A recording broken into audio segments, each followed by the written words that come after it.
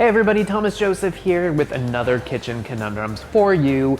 Now today we are tackling some exotic fruit. Perhaps you've seen some of these varieties here in front of me at the grocery store, at a specialty market.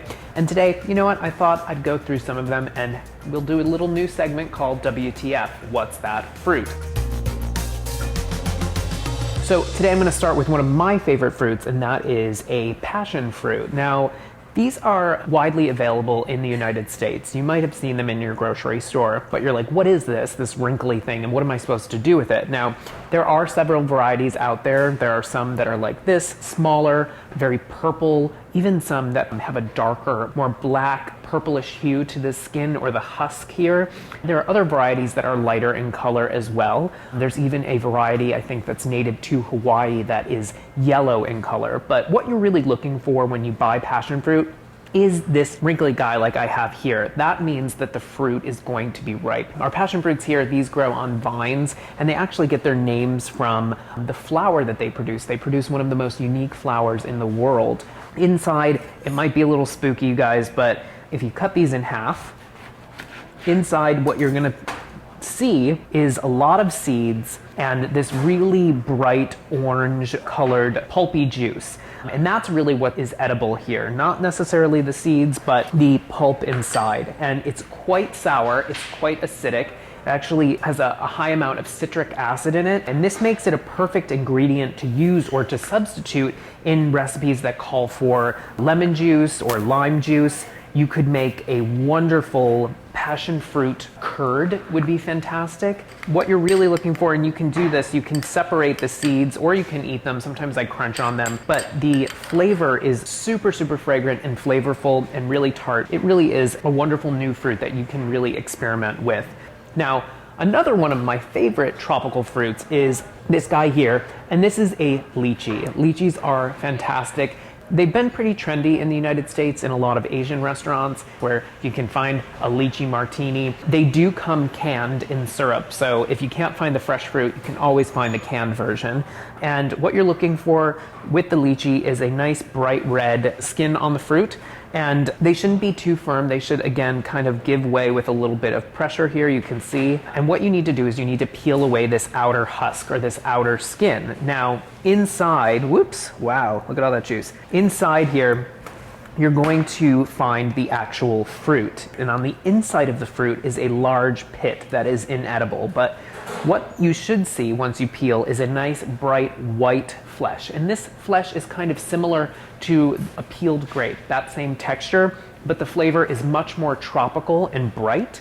If the skin is brown, that means that the fruit has been stored in really cold temperatures and it's almost burned in a way. It's like cold burned. But the way you eat these, or the way that I eat them, is I just pop them in my mouth and spit out the pit. They're really fantastic. And there are a few cousins to the lychee. I have a Rambutan, which is a little bit similar, but it has like these hairy little threads that come off of it.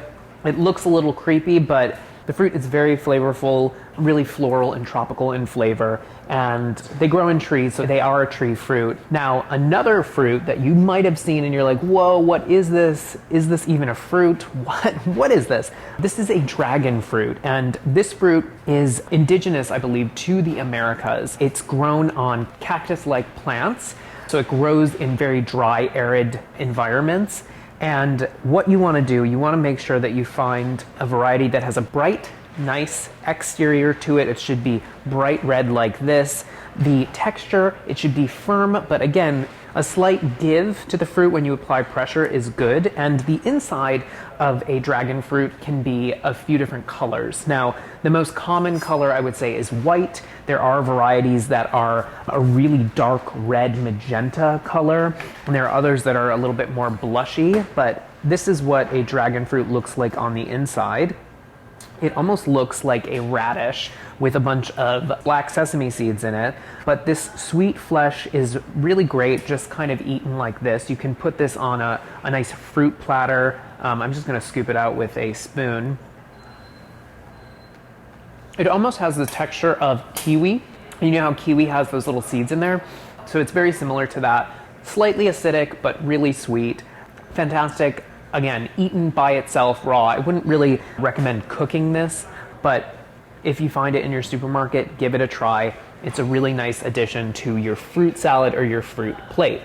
Now, another fruit which is just coming into trend here, I would say, in New York, are these guys here. These are called witch finger grapes or teardrop grapes, and they're actually a new hybrid of grapes that's exclusively grown in California in the San Joaquin Valley. And they're really kind of festive and fun, but you know what? The flavor is actually very similar to red table grapes. Now, they're in season late summer, and sometimes they're available even into the early fall, so maybe you'll be able to get a chance to have them or feature them around Halloween. That would be a really fun addition to your Halloween table. Now, if you find them in your supermarket, give them a try. They're kind of fun for the kids, a little spooky treat there. And last but not least, we have this knobby guy here. This is a sweet sop or a sugar apple, and this is native to the tropical Americas and the West Indies. What you're looking for is a nice bluish green color to the fruit, and as you can see, it has these knobby little segments to them, and as it ripens, you're going to see that the knobs kind of separate from one another, and it's softened slightly, so you can see here that this one's kind of popping out a little bit, and I'm going to try and break this guy open to show you what the interior looks like, which is a white, almost, it looks like, I know this sounds crazy guys, but it almost looks like lump crab meat in a way. And the fruit itself is really creamy. It has a lot of seeds in it, so the edible portion is kind of wrapped around the seeds. And the flavor is like a sweet apple of sorts. So like a Fuji apple is very sweet, and this has that flavor. But if you see it in Chinatown, or if you see it at a specialty market or an Asian market, pick it up, give it a try, and let us know what you think. Now, so there you go, guys. A little guide into some different fruits. Now, if you have any kitchen conundrums, write us at the hashtag Kitchen Conundrums. We'd love to hear from you. Send us pictures. Let us know if you find any mysterious produce out there and you want a definition or how to use it. Enjoy, guys.